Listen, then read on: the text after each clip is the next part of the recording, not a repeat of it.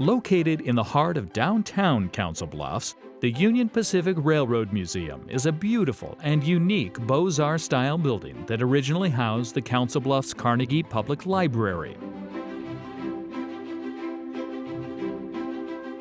It was constructed in 1904 and 1905, and it was the center, one of the centers for the city of Council Bluffs and its cultural activities.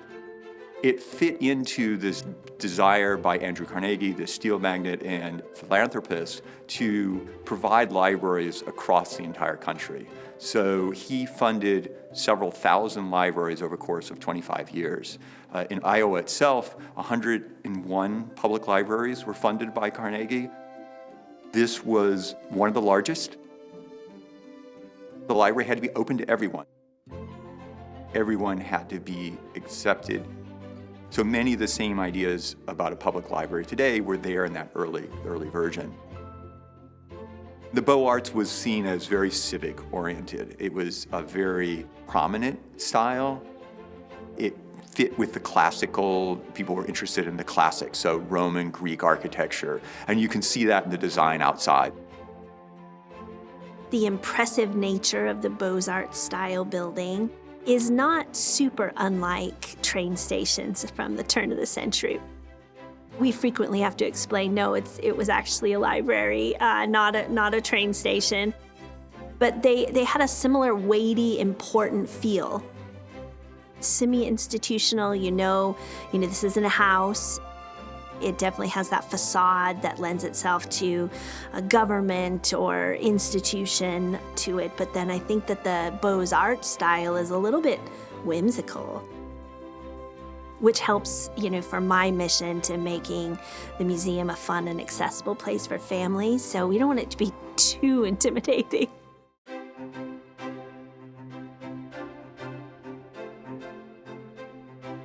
The library was designed by the Chicago architecture firm Patton and Miller, which helped in the construction of more than 100 libraries around the United States. As you come in the main door, or what was the main door, they had Ionic columns, and then they also had the sense of arches. There were 3 arches as you came in, and so that ties back once again, if you think about classical architecture, there was very much a heavy use of arches there. The use of brick is a little unusual, more Roman than Greek, I think. And it's a very decorative brick. It's a very thin layer of brick. When the library first opened, the main entrance, and remains today, was on Pearl Street. But in 1905, when the library opened, there was also another entrance that opened onto the park on Willow. And that, in some ways, tied the library into the park and made it part of the community. In the 1950s, when they did a renovation to modernize the library, they closed that north entrance. And it's still there. You can see where the staircase was, but it's not used today.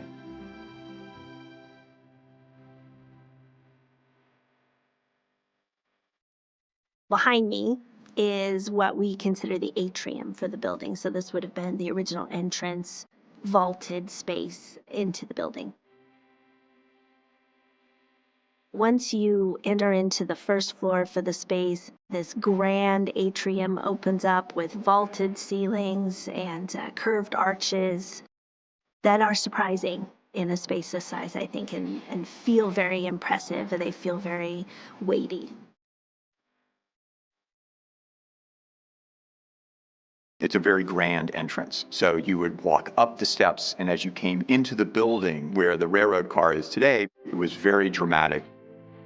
Once again, classical style, and so it made a statement. On each side of the atrium sat 2 rooms, one for reading and one for children. Today, one is dedicated to the life of Abraham Lincoln. The one on the right, which we're currently in, was originally the children's room for the library. And what's interesting is that we've been able to keep the fireplace, and also behind it, you could see the secret cabinets as well, where they could store things. Gradually, as the library grew in size and busier, they moved the children's room upstairs for more space, and this became a reading area. One of the things that you can see in the reading rooms were you would have a fireplace. It was a very comfortable space as a reader, someone to come in. You had large windows. You also used stained glass to give it a sort of upscale look. You had to rely upon natural light.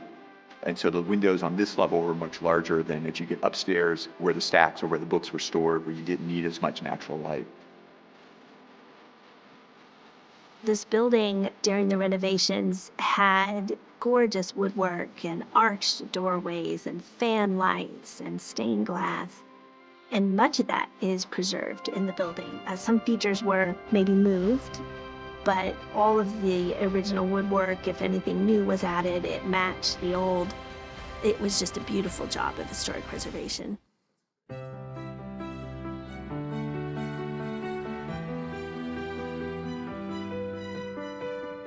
In 1921, Union Pacific opened its first museum within its Omaha headquarters, launching an effort to memorialize and preserve the story of the rail lines that transformed the American West. Over time, the company outgrew its main office building, and the future of the museum space and the collection it housed was up in the air. Union Pacific is the head of a family of about 40 subsidiary railroads and 6 major ones. Their headquarters building was too small, so they constructed another one in the late 90s. There was no space for a museum in that building. So the collection was essentially homeless. It was a little bit orphaned. And at the same time, this community was trying to save this beautiful library because the library had outgrown its space, and this community needed a much larger community library. So those two projects collided, and in a really unusual partnership, Union Pacific's collection, a nonprofit to interpret that collection and share it with the public, and the city of Council Bluffs came together, and this museum was opened on May 10th, 2003.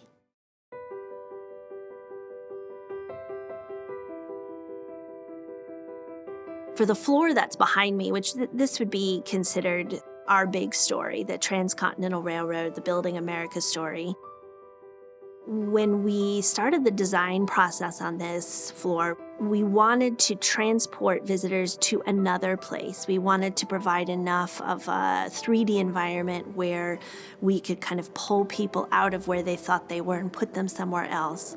But at the same time, we wanted very much to live within the gorgeous space that we were in. So the historical and architectural details of the building were really important to us. The first floor, most visitors experience it in a counterclockwise circle where you begin and end in the atrium. And as you proceed along that route, the space becomes more and more exhibit and less building. And then as you come out, it's less and less exhibit and more building. And so that was a way for us to sort of balance those two goals, to respect the architecture and on the front of the building, the beautiful columns, the original windows. And so you have that sense of space and place. But as you go into the west side of the building, you're, transported with mountains and tunnels and big murals. We have a lot of digital bells and whistles that bring our collection out to you. So we have the largest collection of photographs documenting the construction of the Transcontinental Railroad in the world. We have a sliding map where you can literally move this screen along a map of the Transcontinental Railroad and pop out like all these different locations and then look at all these photographs. Because a lot of people are like, oh, this is history, this happened, now it's no longer a big deal. It is still a big deal. You're just not intersecting with it personally. We are a true railroad museum, so we're talking about the intersection of this industry that transformed the United States and impacted people daily. The renovated antiquity of the Carnegie Library and the Union Pacific Museum come together in the heart of Council Bluffs, bringing to life the history of the city, its people, and the Transcontinental Railroad that connected a nation.